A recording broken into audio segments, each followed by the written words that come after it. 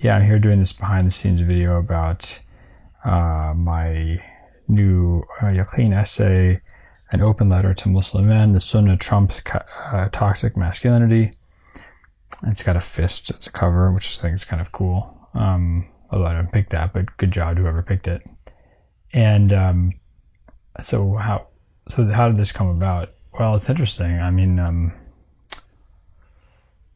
I think two reasons. Well, I mean, two kind of immediate causes. The first was that I was thinking about.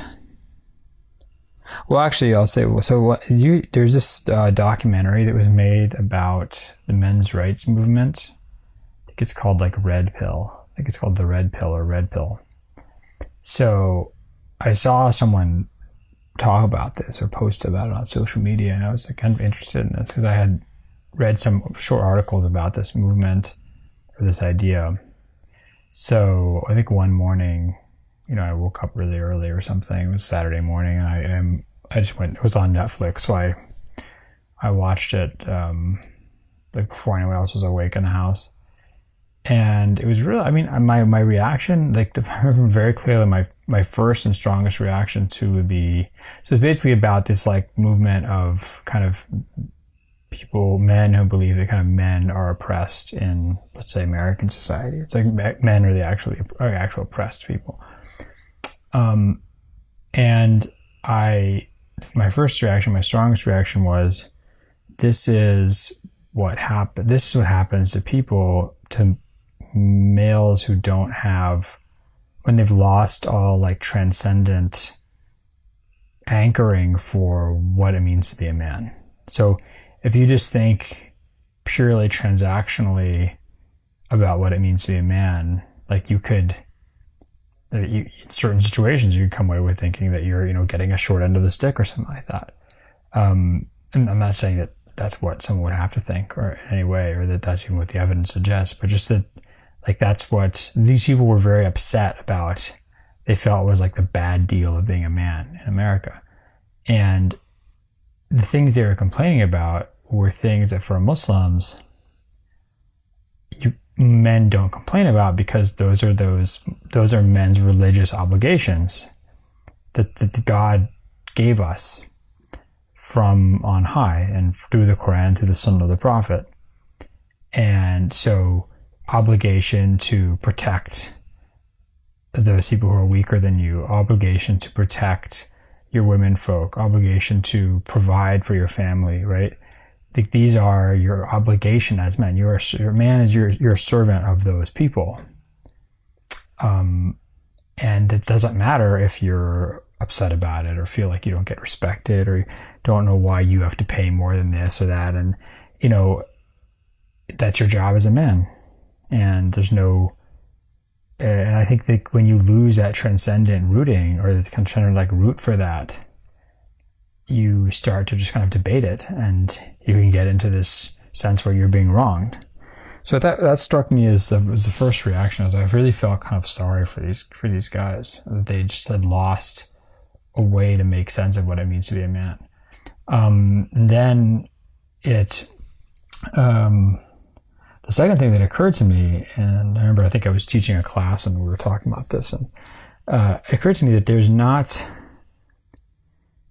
there's no one man, one figure that all Americans can agree on as being a male role model. I mean, there's no one person that everybody would agree on, which I think is really a serious problem. I mean, if you don't even have any concept of consensus about what it means to be a man or what a good man is, then that's a real problem in society.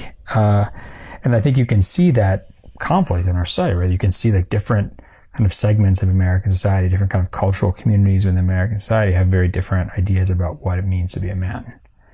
And you could look at the kind of clash or the dissonance between those different ideals, and you could kind of get a pretty good sense or reading about like actually what are the different major cultural and political disagreements in the United States. It's sort of these different models of masculinity become kind of proxies or avatars of this of these cultural and political disagreements.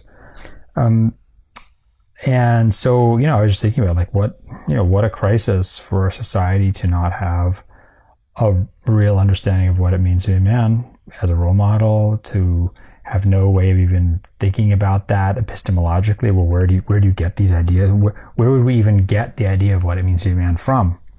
We don't have religion. We don't have God. We don't have even some kind of tradition that we draw on. All of that has been questioned or undermined. And it made me think about that scene in The Big Lebowski where the Big Lebowski goes in to meet, the dude goes in to meet the Big Lebowski, and he's sort of sitting there, very serious, so, dignified white man, looking at his fireplace, and he says, "What does it mean to be a man? Does it mean doing what's right, whatever the cost," or something? And then the Big Lebowski just has some, I probably can't say what he says. It was a funny response, but he doesn't take it very seriously. And I think that dismissal so the idea of what does it mean to be a man is really the question of what does it mean to be a good man, which is really about the question of what does it mean to be good as a human being, right? It's the question of what does it mean to be good, for people who happen to be men, and that's half the population. So it's not a silly question to ask, what does it mean to be a man?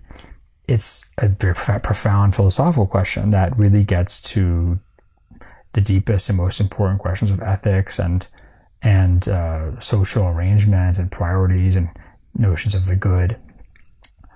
And I think that the kind of the dude's dismissal of that is a kind of post-1960s dismissal of tradition with a capital T, whether it's, religion or more Western moral philosophy.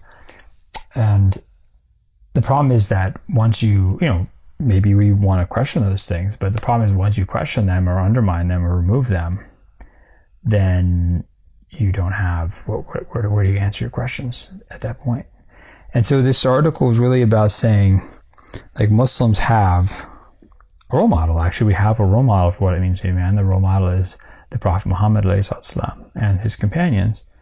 And that's what we should turn to. And in all this confusion in our society, we as Muslims shouldn't be victims of that confusion. We should actually cling to the sort of lifeboat, Safinat al-Najah, right? The life goat. It's late at night, and I've been driven into some weird room in my house because everyone else is sleeping, okay? So basically, the lifeboat, we've driven into this lifeboat of the Sunnah of the Prophet, that we should embrace that. We should treasure that, cherish that, not become misled like other people around us. And not only that, but we should offer that Sunnah and that model to others around us as a model for them to follow as well. So that's kind of what I want to bring out in this article. And I hope that it's beneficial to people, and that God forgives me for any mistakes I made and guides me to the truth, and points out my errors to me, either directly into my heart or through the good advice of my colleagues and friends. Assalamu alaikum.